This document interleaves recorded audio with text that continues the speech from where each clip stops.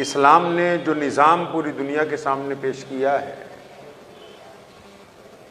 دنیا میں خاتم النبیین حضرت محمد رسول اللہ صلی اللہ علیہ وسلم کے بعد سے لے کے آج تک متعدد لوگوں نے، حکومتوں نے اس نظام کو توڑنے کی بھی کوشش کی اور اس کے مقابلے میں نئے نظام لانے کی بھی بہت کوشش کی، لیکن جو طریقہ پیارے نبی صلی اللہ علیہ وسلم نے عطا فرمایا اس کا کوئی ثانی دنیا میں نہیں ہے۔ ہندوستان کے علاوہ پوری دنیا میں اگر ہم مسلمانوں کو دیکھتے ہیں تو روزانہ اوسطاً ہر ایک ملک میں لوگ اسلام کو قبول کر رہے ہیں، نئے لوگ، ہر رنگ اور نسل کے اندر اسلام پوری دنیا کے اندر پایا جاتا ہے۔ اس کی بنیادی وجہ یہ ہے کہ مسلمانوں نے حضور اکرم صلی اللہ علیہ وسلم کی تعلیمات کو صرف سنا اور بیان نہیں کیا بلکہ اپنی زندگیوں میں اس کو شامل کیا ہے۔ نماز کے لیے پاکی کا ہونا ضروری، اور حضور اکرم صلی اللہ علیہ وسلم نے جو فلسفہ دنیا کے سامنے رکھا ہے نا، آج کچھ مسلمانوں کو غلط فہمی ہو گئی، وہ اپنے مزاج کے مطابق اسلام کو چلانا چاہتے ہیں۔ جو ہمارے بزرگ تھے، اکابرین تھے، وہ بڑے تقوی والے لوگ تھے۔ ہم لوگ کون ہیں؟ ہم لوگ فتوے والے مسلمان ہیں۔ ہمارے جو بڑے تھے کون تھے؟ وہ تقوی والے تھے۔ ہم کون ہیں بھائی؟ ہم فتوے والے ہیں۔ ہمیں فتویٰ چاہیے اپنے بھائی کے خلاف، مسجد کے امام کے خلاف، متولی کے خلاف، پڑوسیوں کے خلاف، رشتہ داروں کے خلاف۔ ہم یہی دیکھتے رہتے ہیں بھی کون سجدہ کیسے کر رہا ہے، کس کی سلوار اونچی ہے تو کس کی نیچی ہے، کس کی ٹوپی سیدھی ہے، کس کی الٹی ہے۔ کوشش ہمیشہ یہ کرتے ہیں کہ بھی کوئی نہ کوئی تانا دوسرے کو مار دیں تاکہ ہماری بڑائی ہو جائے اور اس کی بے عزتی ہو جائے، جبکہ اللہ تبارک و تعالیٰ کو یہ بات پسند نہیں۔ قرآن پاک میں اللہ تعالیٰ نے فرمایا وَيْلٌ لِّكُلِّ ہُمَزَةٍ لُمَزَةٍ کہ ویل ہے، تباہی ہے ان لوگوں کے لیے جو دوسروں کے عیب تلاش کرتے ہیں، جو اسی چکر میں لگے ہوئے ہیں کہ میں ذرا دھیان رکھوں بھی کون آدمی کیا غلط کر رہا ہے، اس کو ٹوکوں۔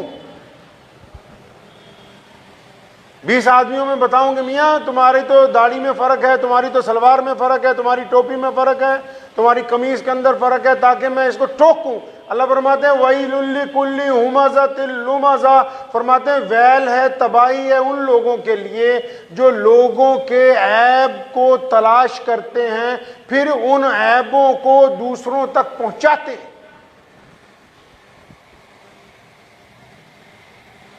اللہ تعالیٰ اس بات سے اتنا ناراض ہوئے، اتنا ناراض ہیں، فرماتے ہیں نار اللہ الموقدہ کہ جو بندہ لوگوں کے دلوں کو دکھاتا ہے نا، لوگوں کے عیب پکڑتا ہے، کسی کے عیب پکڑ کے دوسروں کو بتانا کسی انسان کا حق نہیں ہے۔ اللہ نے کسی انسان کو یہ حق نہیں دیا کہ آپ دوسرے کو حقیر سمجھیں۔ اسلام کے علاوہ دوسرے لوگوں نے یہی تو کیا، یہ کہا کہ ایک آدمی ایک کنویں سے ہمارے ساتھ پانی نہیں پی سکتا۔ اسلام کے علاوہ دنیا نے یہی تو نظام پیش کیا نا کہ امیر اور غریب ایک صف میں نہیں بیٹھ سکتے۔ اسلام کے علاوہ دنیا کے بادشاہوں نے یہی تو نظام پیش کیا کہ کالا اور گورا ایک برابر نہیں ہے۔ پوری دنیا میں اسلام پہنچا ہی اس لیے کہ محمد رسول اللہ نے ذات اور برادریوں کے چھوا چھوت کے بندھن توڑ دیے، فرما دیا کہ تمام انسان برابر ہیں، کوئی کسی کو حقیر نہیں سمجھا جا سکتا۔ اب یہاں ہمارے یہاں تو کیونکہ فتوے والے مسلمان ہیں، ایک چھوٹا سا مسئلہ آپ کو سناتا ہوں کہ حضور نبی علیہ السلام نے فرمایا کہ اگر یہ پائچہ پائجامہ جو لنگی وغیرہ ہم پہنتے ہیں اگر یہ ٹکنوں سے نیچی ہو تو بندہ جہنم میں جائے۔ کہاں جائے گا بھائی؟ پتہ ہے نا مسئلہ آپ کو؟ سیدنا عمر فاروق، سیدنا ابو بکر صدیق رضی اللہ تعالیٰ عنہ. کون ابو بکر؟ جو مسلمانوں کے پہلے خلیفہ ہیں، صحابہ میں جن کا درجہ سب سے بلند ہے، جو نبی کی زندگی میں 1,24,000 صحابہ میں سے اگر کوئی مصلی پر کھڑا ہوا ہے امام الانبیاء کی موجودگی میں تو وہ کون ہے بھائی؟ ابو بکر ہیں. اور کسی کو یہ درجہ نہیں ملا. تو سیدنا ابو بکر صدیق رضی اللہ تعالیٰ عنہ نے جب یہ اعلان ہوا نا کہ جی اپنے پاجامے ٹخنوں سے اونچے کر لو، اپنی لنگی اونچی رکھا کرو، تو فرمانے لگے یا رسول اللہ میرا لاچا تو اکثر نیچے ڈھلک جاتا ہے. جو باندھتے ہیں کپڑا، فرمایا یا رسول اللہ میرا پائجامہ تو اکثر نیچے ڈھلک جاتا ہے، تو میں بھی انہی کی طرح ہوں. دھیان سے سننا یہ مسئلہ، یہاں اسلام کی روح پتہ لگے گی. بات پائجامے کو اونچا نیچا کرنے کی نہیں ہے. کچھ بیوقوفوں کو ایسا لگ گیا، وہ سمجھتے ہیں کہ شاید پاجامہ اونچا کریں گے جنت میں چلے جائیں گے، پاجامہ نیچا کریں گے جہنم میں چلے جائیں گے. یہ نہیں ہے. سجدہ لمبا کریں گے جنت میں چلے جائیں گے، سجدہ نہیں کریں گے جہنم میں چلے جائیں گے. ایسا نہیں ہے. یہ جو اسلام بیان کر رہے ہیں اسلام ایسا نہیں ہے. سیدنا ابو بکر صدیق رضی اللہ عنہ فرمایا یا رسول اللہ میرا لاچا اکثر ٹلک جاتا ہے نیچے، یا رسول اللہ کیا میں بھی اب جاؤں گا جہنم میں؟ یا رسول اللہ بتائیے کیا ہوگا؟ سونے نبی نے فرمایا ابو بکر آپ نہیں، آپ ان میں سے نہیں ہیں. کن میں سے نہیں ہیں؟ کن میں سے نہیں ہیں ابو بکر؟ فرمایا آپ ان میں سے نہیں ہیں. اب پتہ یہ لگا کہ لوگ یہ سمجھتے ہیں کہ پائجامہ اونچا کرنے سے جنت مل جائے گی، نیچے کرنے سے جہنم چلے جائیں گے. مسئلہ یہ نہیں تھا. مسئلہ یہ تھا محمد الرسول اللہ نے ان لوگوں کو کہا کہ تم اس لیے کپڑے نیچے لٹکاتے ہو کہ غرور کے ساتھ چلو. تمہارا کپڑا اس لیے لمبا ہوتا ہے کہ تمہاری گردن اکڑی ہوئی ہو. پاجامہ اس لیے اونچا نہیں کروایا کہ یہ گندا ہو جاتا ہے، اس لیے اونچا کروایا کہ گردن میں جو سریا ہے، جو غریب کے سلام کا جواب نہیں دیتا، جو ماں باپ سے بدتمیزی کرتا ہے، جو بیوی کے ساتھ بدخلق ہے، جس کی پڑوسیوں کے ساتھ بنتی نہیں ہے، جو بد کردار ہے، آیا مزاج میں سے اکڑ نکل جائے، زبان میں نرمی آ جائے. اب اگر کوئی بندہ پائجامہ اونچا رکھتا ہو، ماں باپ سے بدتمیزی کرتا ہو، پائجامہ اونچا رکھتا ہو، بیوی کے چہرے پہ تھپڑ مارتا ہو، پائجامہ اونچا رکھتا ہو، پڑوسیوں کے ساتھ اس کی نہ بنتی ہو، پائجامہ اونچا رکھتا ہو، حلال حرام کی اسے تمیز نہ ہو، اب یہ ٹخنوں پہ رکھے چاہے گھٹنوں تک لے آئے، اس کے پائجامے سے کوئی فرق پڑنے والا نہیں. یہ اسلام کی روح ہے. جس طرح نماز کے لیے پاکی کا ہونا لازمی ہے، جو ظاہری پاکی ہے کہ استنجا پاک ہو، وضو پاک جگہ پر کیا جائے، پانی پاک ہونا چاہیے، مصلی پاک ہونا چاہیے، جگہ صاف ہونی چاہیے، اس پاکی سے زیادہ ضروری ہے دل کا پاک ہونا. سونے نبی نے جو حدیثیں بتائیں، امام بخاری نے جب بخاری لکھی، لاکھوں حدیثوں میں سے بخاری کی پہلی جلد میں پہلے صفحے پر سونے نبی کا جو پیغام لکھا، پہلی حدیث لکھی، او کما قال النبی صلی اللہ علیہ وسلم انما الاعمال بالنیات. فرمایا آقا نے فرما دیا کہ عمل کا دار و مدار تو نیت کے اوپر ہے. نیت یہ ہے کہ لوگ کہنے لگے نمازی ہے تو وہ نماز لوگوں کے لیے ہے. نیت یہ ہے کہ لوگ سمجھے بہترین قرآن پڑھتا ہے تو وہ قرآن پڑھنا لوگوں کے لیے ہے. نیت یہ ہے کہ یہ صدقہ بڑھیا دیتا ہے، لوگ پہچان لے تو وہ صدقہ لوگوں کے لیے ہے. اگر نیت پاک ہے، سجدہ کرنے سے پہلے ماں باپ کا راضی ہونا لازم ہے. کون کہتا ہے کہ بنا ماں باپ کی رضامندی کے نماز ہو جائے گی؟ یہ کس نے سمجھایا کہ لوگوں کا دل دکھاؤ اور یہاں آ کے سجدہ کرو؟ کسی کو گالی دو، کسی کو رونے پہ لگا دو، کسی کا دل پھونک کے آ جاؤ، پھر قرآن کھول کے بیٹھ جاؤ کہ ہم تو بہت اللہ والے بن جائیں۔ اللہ تعالیٰ تب تک راضی نہیں ہوتا جب تک بندے کا دل پاک نہ ہو جائے، وہ لوگوں کا دل دکھانے والا نہ ہو۔ جو قصدن دوسروں کے دل دکھاتے ہیں وہ صبح شام سجدے کرتے رہیں، ان کا ایک بھی سجدہ اللہ کے حضور قبول نہیں ہو سکتا ہے۔ یہ کس نے مسئلہ سمجھا دیا کہ صدقہ دے دیجئے، مسجد میں آ جائیے، نماز پڑھ لیجئے، نماز ہو جائے گی؟ نماز پڑھنے سے پہلے سونے نبی نے یہ تربیت کی ہے ہماری کہ بلال بھی ساتھ ہونے چاہیے، اسامہ بھی ساتھ ہونے چاہیے، اصحاب صفہ کی خدمت بھی کرنی چاہیے، ایک ہی تھالی میں بیٹھ کے کھانے والے بھی چاہیے، اور غریب کا دل نہ دکھا کے اس سے معافی مانگنے والے بھی چاہیے، ماں باپ کا احترام کرنے والے بھی چاہیے۔ یہ ممکن نہیں ہے کہ ہم لوگوں کے دلوں کو توڑتے پھریں، اس کے بعد کہیں کہ نماز ہو جائے۔ نماز جب تک ہو ہی نہیں سکتی جب تک آپ دوسروں کے دلوں کو دکھانا نہ بند کر دیں۔ یہ پوری دنیا میں ہم لوگ جو مسلمان ہوئے ہیں، اس کا فلسفہ یہی تھا کہ محمد رسول اللہ صلی اللہ علیہ وسلم نے ایک بہترین سماجی نظام، ایک سماجی نظام حضور صلی اللہ علیہ وسلم نے دنیا کے سامنے رکھا ہے جس کے کوئی ثانی نہیں ہے۔ آج ضرورت دوبارہ اسی بات کی ہے کہ ہم اگر یہ سمجھتے کہ صرف نماز پڑھنے سے اللہ راضی ہو جائے گا تو نماز پڑھنے سے پہلے ماں باپ کی اطاعت اور ان کی فرما برداری ضروری ہے۔ یہ سمجھتے ہیں کہ اللہ کو راضی کرنا ہے، اللہ نے فرمایا انسان میرا کنبہ ہے۔